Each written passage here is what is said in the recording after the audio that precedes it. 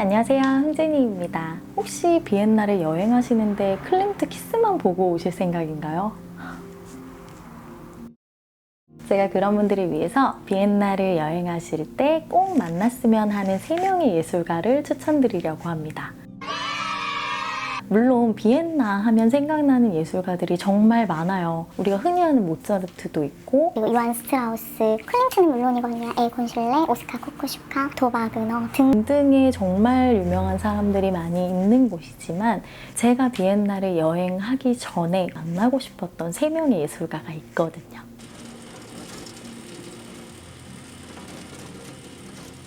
첫 번째는 바로 구스타프 클림트입니다. 황금시대를 연 사람이기도 하죠. 클림트 같은 경우는 금세공업자 아버지 밑에서 자랐어요. 어렸을 때부터 천부적인 재능을 많이 보였다고 해요. 드로잉 실력도 뛰어나서 그런 재능을 살려서 20살에 예술가 컴퍼니라는 이름으로 사업을 시작을 했는데 굉장히 성공적이었다고도 해요. 그 시기 19세기 말 비는 링슈트라세를 건설하고 있었을 때거든요. 성벽을 무너뜨리고 그곳에 이제 새로운 건물들을 건축하고 있었을 때인데 그 건축에 벽화를 많이 작업을 했겠죠. 벽화 작업에 대한 의뢰가 예술가 컴퍼니 쪽으로 많이 의뢰가 들어왔고 드로잉 실력이 받쳐주다 보니까 프란츠 마츠라는 친구와 함께 청년치고는 꽤 많은 돈을 모았었죠. 그러나 이 시기에 클림트의 인생의 전환점이 한번 생깁니다. 사업이 잘 되던 시기 즈음에 아버지와 동생 에른스트를 잃게 되어 독감으로 인한 죽음이었다고 하는데 그때 죽음에 대한 생각을 클림트가 좀 하게 되었고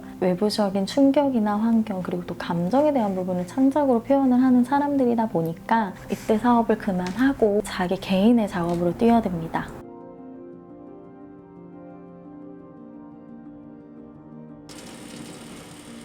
클림트는 그 당시 오스트리아 비엔나의 미술의 흐름을 봤더니 아직 고전적인 그림, 아직도 르네상스식의 그림을 미술가들이 그리고 있는 거죠. 근데 아시겠지만 1800년대 후반부터 1900년대 초반까지 누구나 다 알고 있는 빈센트 반 고 개인의 개성을 드러내는 그림을 많이 그렸던 시대인데 그 같은 시대를 살면서 비엔나의 예술가들은 아직도 고전적인 그림을 그리고 있는 거죠.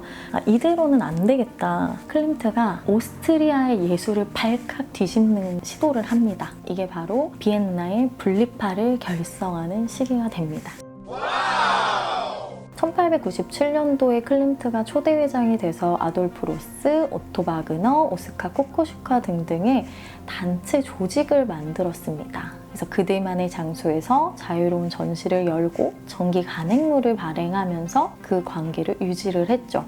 틀에 박힌 오스트리아의 예술 세계를 새로운 예술 세계로 만들고자 했던 시기라고 볼 수가 있습니다. 그래서 세워진 게 바로 제체시온입니다. 분리파들이 모여있던 전시관이에요. 제체시온의 딱 앞에 문구가 새겨져 있습니다. 그 시대에는 예술에는 자유를 이렇게 문구가 적혀 있습니다. 제체시온 안으로 들어가면 클림트가 베토벤 교향곡을 들으며 영감을 얻었던 베토벤 프리즈라는 작품이 아직도 있고 지금은 현대미술 작가들이 위한 작품들을 하고 있는데 안에 워낙에 그 베토벤 프리즈가 유명하다 보니까 감상할 수 있는 계기가 되었으면 좋겠어요. 다시 클림트로 넘어와서 작업 스타일을 한번 볼게요. 클림트가 살았던 당시의 비는요. 니체와 그리고 정신분석학의 창시자인 프로이트의 영향을 받아서 성과 사랑, 삶과 죽음 관심이 정말 많았던 것 같아요. 사회 전체가 성적인 주제로 노출되어 있다 보니까 그런 분위기 속에서 클림트나 에곤 실레, 오스카 코코슈카와 같은 작가들이 성에 대해서 당당하게 표현을 할 수밖에 없었던 시기이기도 했던 것 같아요. 그래서인지 모델들이랑 굉장히 자유로운 성생활을 했고 여성 편력가이기도 했습니다. 프리다 칼로의 디에고 리베라만큼이나 여성 편력가로 유명한 사람인데 이런 자유로운 성생활을 했지만 사랑하는 여인은 에밀레 프렉의 한 명이었다고 합니다. 전해지는 이야기로는. 근데 또 아이러니한 거는 클림트가 죽고 나서 친자임을 확인하는 사람들이 14명이나 나왔다고 하니까 정말 한 여자만 사랑한 건지 일단 대표적인 작품을 좀 볼게요. 우리가 가장 많이 기억하고 가장 대표적으로 보고자 했던 클림트의 키스입니다. 구스타프 클림트의 전성기 시절 1908년에서 9년 작품으로 아르누보 양식으로 그려진 작품이에요. 황금빛, 화려함, 사랑 이게 노골적으로 많이 드러난 작품이죠. 저는 개인적으로 이 남녀의 모습보다는 오히려 배경에 더 많이 눈이 가더라고요. 왜냐면 배경에 반짝반짝한 노래가 들리는 것처럼 샤랄랄라 하랄랄라 하면서 떨어지는 그런 느낌이 나서 저는 그 배경이 눈에 띄었던 것 같아요. 아름다운 작품입니다. 클림트의 대표적인 작품들이 제치슈온에 있는 베토벤 브리즈라는 작품도 있지만 레오폴드 뮤지엄에 가면 사진으로만 남아있는 작품이 있어요. 빈 대학 강당에 의학, 철학, 법학에 대한 그림을 요청을 받았었거든요. 이런 작품들입니다. 누가 봐도 강당에 그려지는 그림은 학생들에게 밝은 미래를 보여줘야 되는 작업들이잖아요. 클림트가 그렸던 의학, 철학, 법학은 좀 달랐습니다. 왜냐하면 클림트가 이전에 가지고 있던 그런 고전적인 미에서 완전히 벗어나서 죽음에 대한 굉장히 고뇌하면서 생각을 했던 사람이잖아요. 이 사람이 생각할 때 의학은 어차피 고민해봐. 나중에 다 죽게 돼.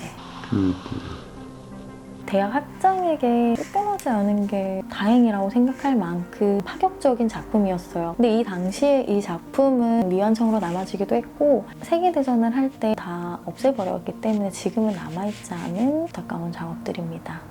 클림트의 과거의 작품들이 어땠는지 그리고 그 사람이 변화하는 시기에 어떤 그림을 그렸는지 그런 작품들을 눈여겨서 보시면 더 풍성하게 작품들을 볼 수 있지 않을까라는 생각이 들고요. 두 번째는 에곤 슐레입니다. 클림트를 보러 갔다가 에곤 슐레에 반해서 온 사람들이 정말 많았던 것 같아요. 에곤 슐레에 대한 매력은 또 어디에 있나 보면